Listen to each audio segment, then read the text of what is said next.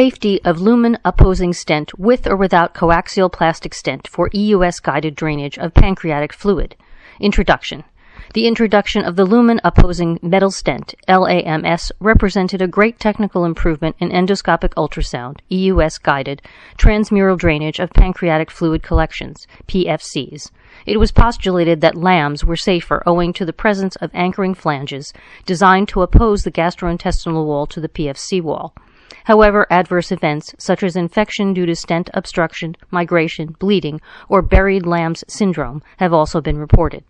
The placement of a coaxial double pigtail plastic stent, DPS, within the LAMS has been suggested to prevent adverse events. The aim of this study was to evaluate the safety of two strategies in EUS-guided drainage of PFCs, LAMS with and without a coaxial DPS.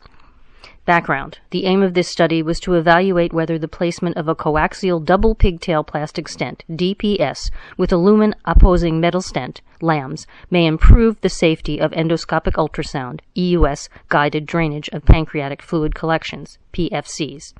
Methods. This was a retrospective cohort study including patients with PFCs and an indication for transmural drainage. Two strategies, LAMS alone or LAMS plus DPS, were used at the endoscopist's discretion. Results. A total of 41 patients were treated, 21 LAMS alone, 20 LAMS plus DPS. The characteristics of the PFCs and the technical and clinical success rates did not differ between groups.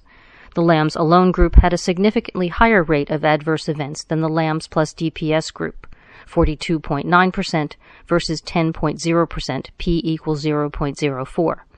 Bleeding was the most frequent adverse event observed. Conclusion. The addition of a coaxial DPS to LAMS was associated with a lower rate of adverse events in EUS-guided drainage of PFCs.